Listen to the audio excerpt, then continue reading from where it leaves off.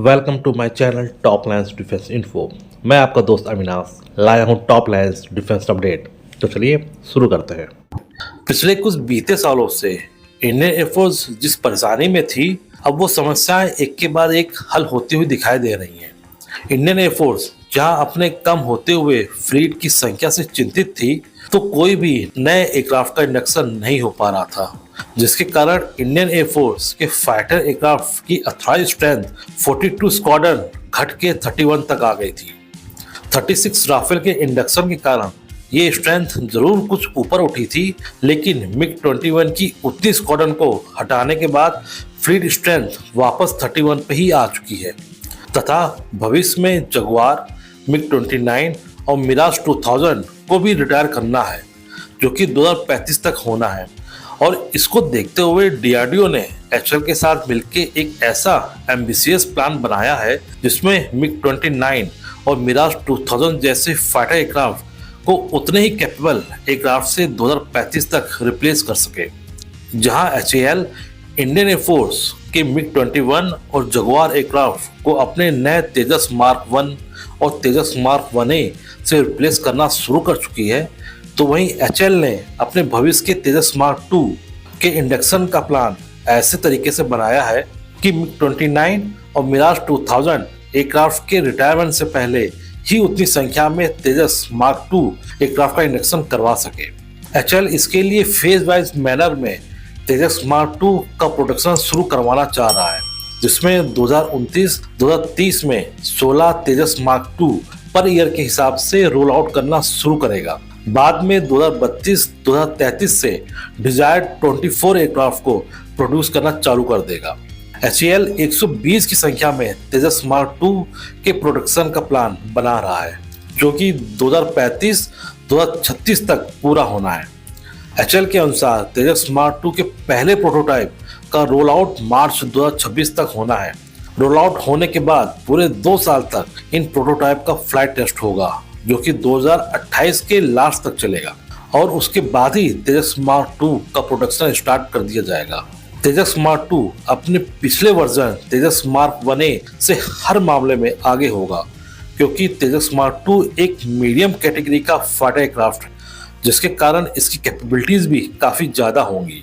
तेजस mark 2 का plan production timeline को इस प्रकार से रखा गया है जिससे पुराने एयरक्राफ्ट के रिटायरमेंट से एयरफोर्स की कैपेबिलिटी पे कोई फर्क ना पड़े। जिस तरीके से चीन अपने कब्जे वाले तिब्बत में भारी तौर पे अपने एयरफील्ड को बढ़ा रहा है और इनकी सुरक्षा के लिए एंटी एयरक्राफ्ट सिस्टम की तैनाती कर रहा है, तो वहीं दूसरी तरफ पाकिस्तान भी लगातार चीन की मदद से अपनी सुरक्षा के लिए नए एयर डिफेंस सिस्टम MQ-9 को खरीद चुका है। तो इन देशों के इस मूव को इनकाउंटर करने के लिए इंडियन एयरफोर्स भी कुछ ऐसी मिसाइल को डेवलप करने में लगा है जिससे कभी जंग की स्थिति में इन देशों के एयर डिफेंस सिस्टम से इंडियन फाइटर एयरक्राफ्ट को बचाया जा सके।